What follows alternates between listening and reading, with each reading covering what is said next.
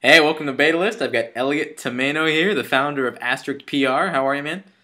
Very good. How are you doing, Jeff? Not Thanks too for having bad, me. not too bad. So, Asterix PR has been around for about a year now. You guys have had articles on the Next Web. You've got some really, top class consumer startups that you're doing work for. I mean, what's the, sort of the story behind the company? And also, tell me about yourself. How did you get into this mess? So, Awesome. Um, well, not to bore you, we'll start back in college.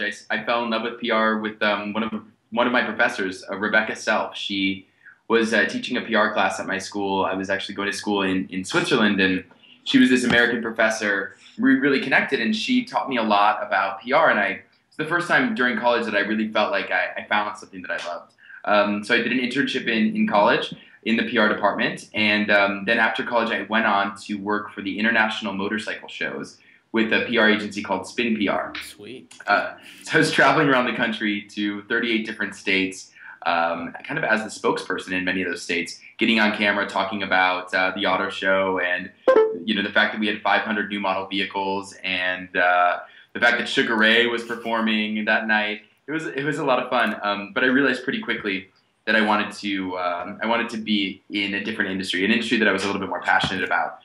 So I moved over to consumer electronics and was working for Skullcandy headphones for a little bit, and then moved on to another job that actually had me working in the retail industry. So we were working with Old Navy and Sears, helping them create digital to physical installations within their stores. It was a company called Windstorm, and at Windstorm, I met this company called Delver. They were an Israeli startup that Sears was acquiring at the time, and I kind of fell in love with their culture. It was my job to kind of rectify them with Sears' culture, but I realized that I really liked the culture of this startup more than the culture of this corporate entity that's been around for hundreds of years.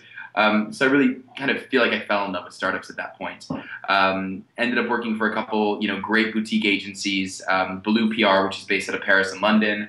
It was running their San Francisco office and working with some really fun clients, Eventbrite and a lot of small startups from Europe, bringing them to the States. And then I got a really great offer to move to New York to head up the consumer team at Morrison King PR, which is here in New York on Fifth Avenue. Had a team of 7, a really awesome, office, but the price range that they had for their clients was a little bit higher than I was anticipating. It was the $10,000 to $20,000 range. A lot of the startups that I wanted to work with couldn't really afford that. So at that time, we were talking to Skillshare and to Aviary, and these guys, maybe it's not that they couldn't afford it, but they didn't want to spend that much. Yeah. And I realized that if I wanted to work with the types of companies that I wanted to work with, early stage, really cool consumer-facing startups, I had to kind of come up with a different model or move on to a different agency.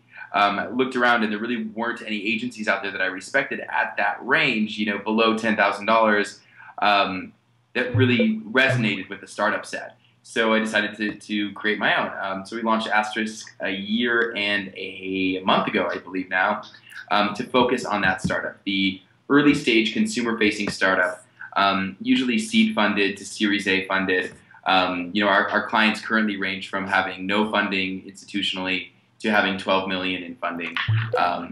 And so it's not about exactly where you are on the funding bracket or you being funded institutionally, but I'm really focused on cool companies that I believed in, companies that I would be using myself, like One, the on-demand delivery assistant here in New York City, or things like One Fine Stay, the kind of the higher end Airbnb, or things like Y-Plan, the on-demand events. And event discovery. These kind of things I'm really passionate about. Also some developer tools that we've really enjoyed. We started working with Challenge Post recently, which helps cities and companies really innovate and get developers in there to help them solve problems that they're having. So we kind of found our sweet spot in these consumer-facing startups. A lot of our founders are below 25. We have a couple. The Unroll Me guys actually are both 22 and one of our favorite clients. So Not bad. we kind of wanted to do things differently.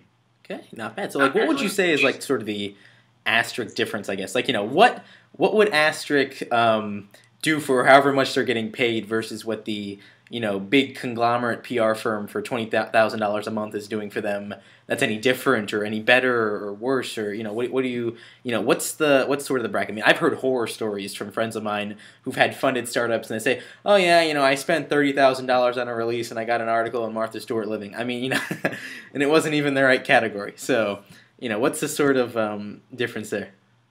Well, I don't want to say anything bad about big PR firms because there's some that really do it well. Oh, for sure. There's definitely some out there that you spend the money and you're going to get that return.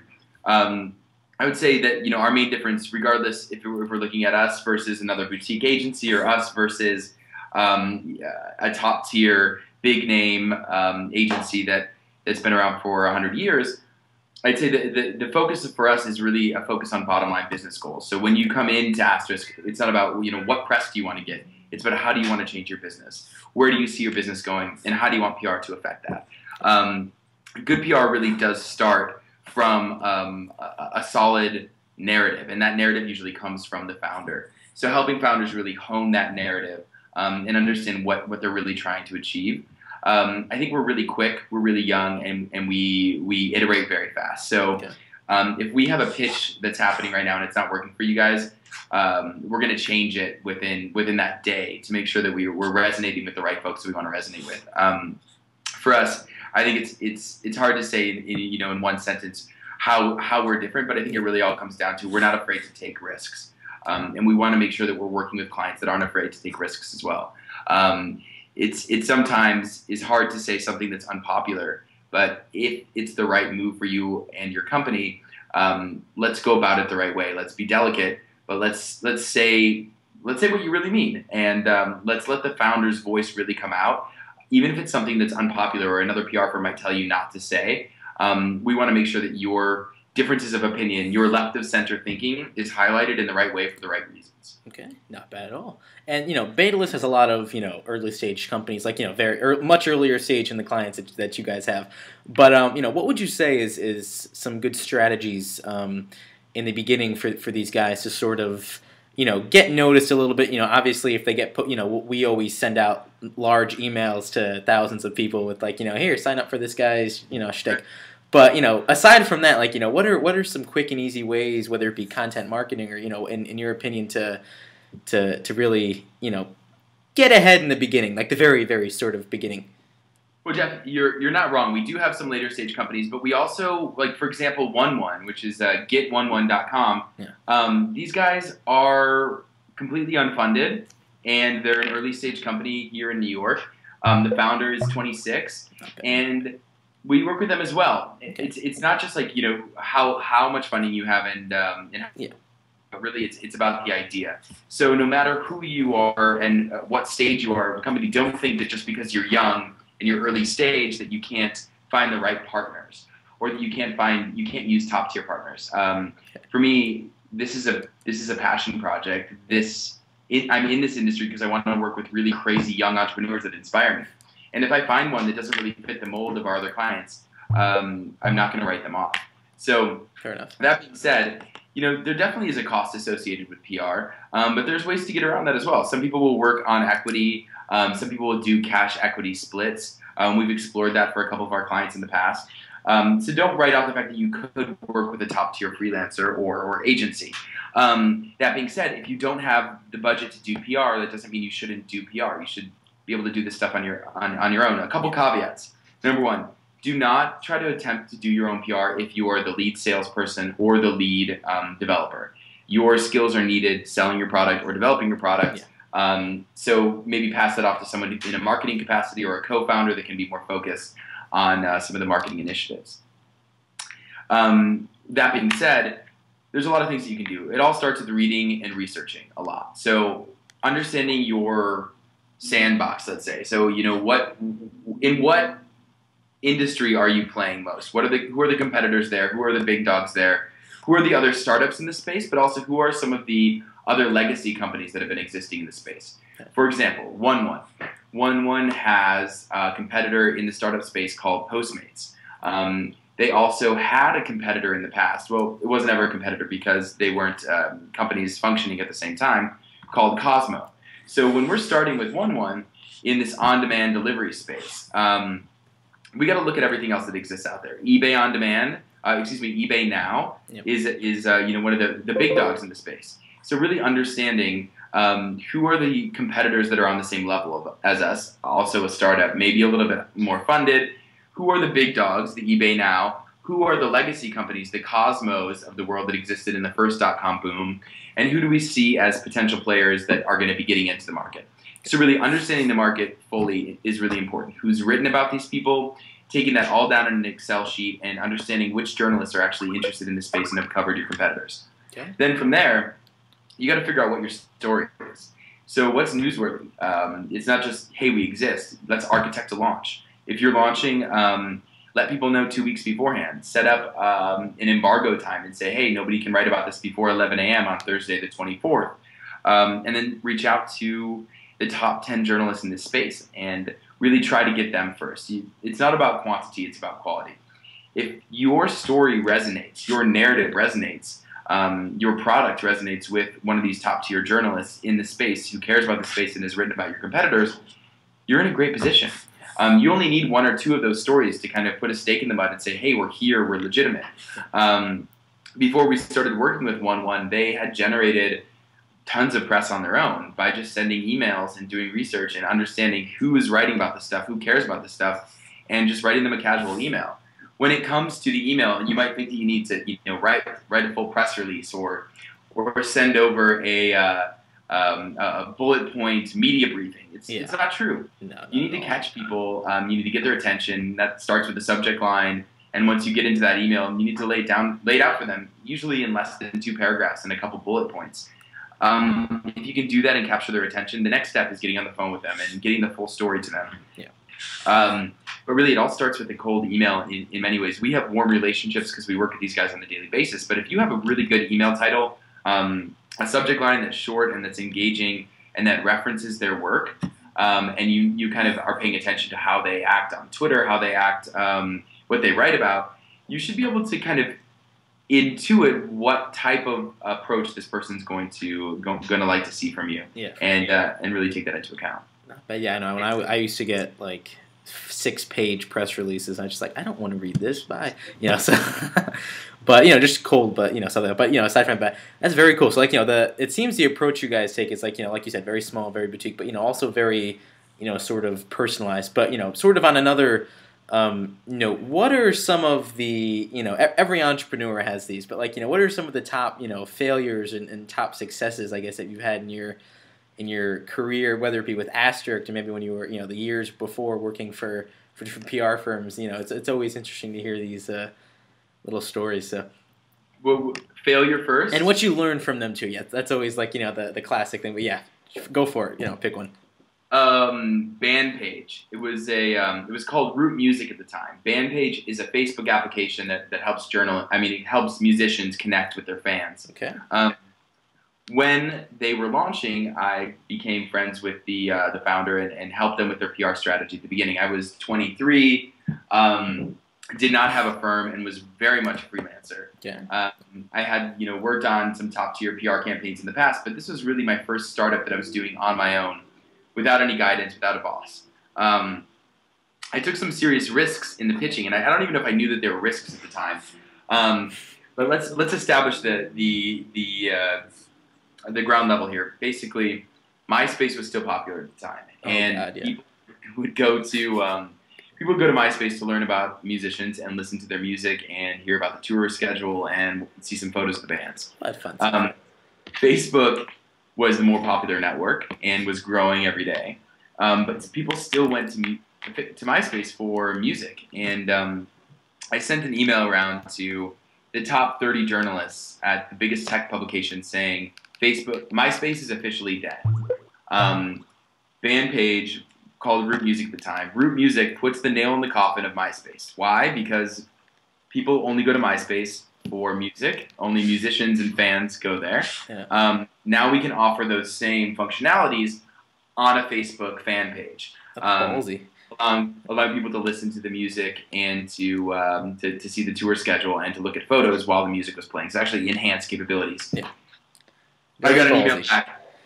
The email was forwarded to the the marketing manager at MySpace at the time. And I got an email from him and 20 members of his team saying, hey, MySpace isn't dead. We've got 120 million users.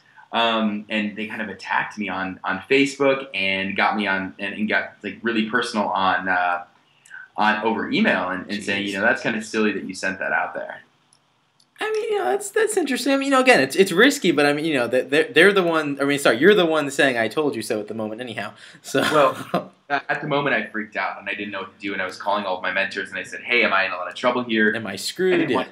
I didn't want to get the clients in trouble, and I didn't want to put them in a hot seat. They were also a brand new startup that was about to start getting fundraising, so it was a really scary situation.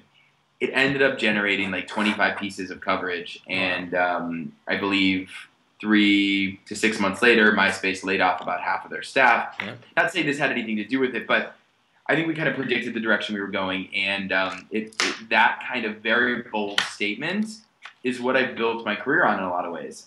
Say something bold, but say something bold that's true, and stand behind it.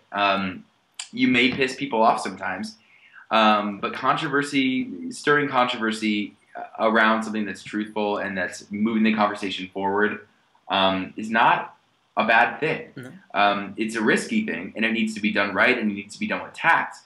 But it was super successful for them, and I don't believe I'd be sitting here today with my own agency and a team of 5 if I hadn't had taken that risk 4 years ago.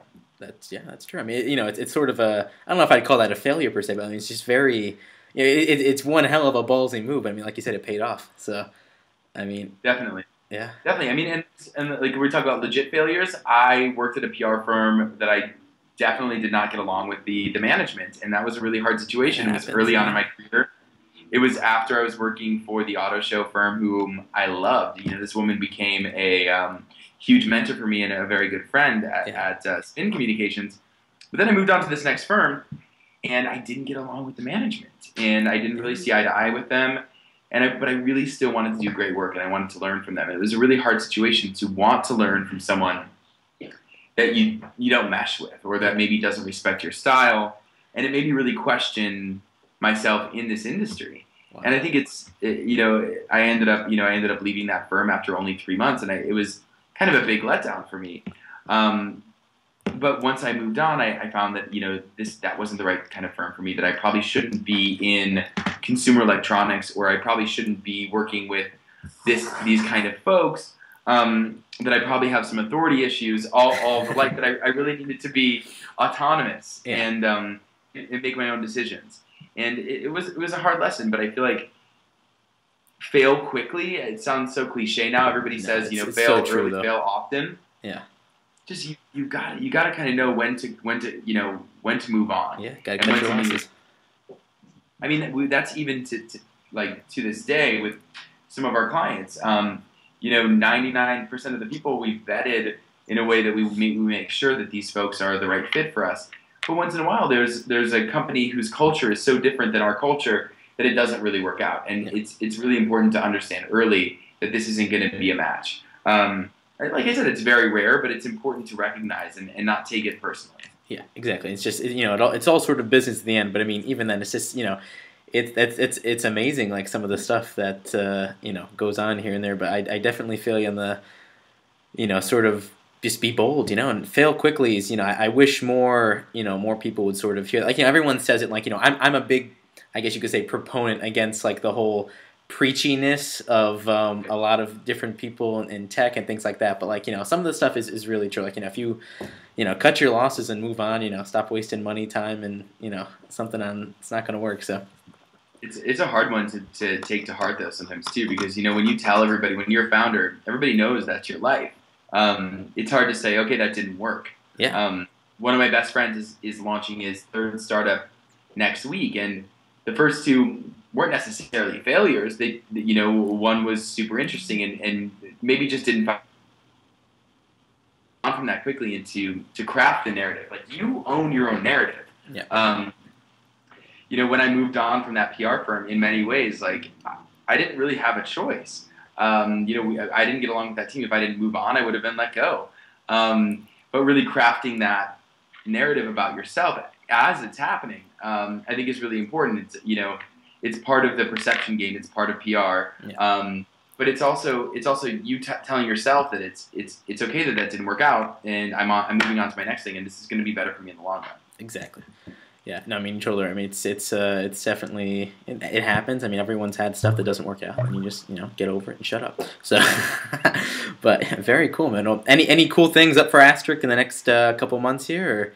Yeah, we just started with a new client called Y-Plan that has expanded from London. They are tonight's going out app, so you can download it in New York now and see any events that are happening tonight and tomorrow. Book them right through the app. It's kind of like Hotel Tonight or Uber for event discovery and booking. Fair enough. Really cool app. And we're planning to do some fun stuff during South by Southwest that we'll keep you guys in the loop with. And one of the goals here is to keep expanding the team and open an office in Europe within the next year or two. I went to school over there, speak a couple European languages, really am obsessed with the European startup scene. So Berlin and London are looking really interesting to us. So we'll definitely keep you in the loop there as well. Very cool, man. I can't wait to see what you guys do. I mean, it's you've had one hell of a past. It's been awesome hearing about it. So thanks, Jeff. Yeah, thanks a lot, man. So talk to you later. Bye. Awesome. Take care.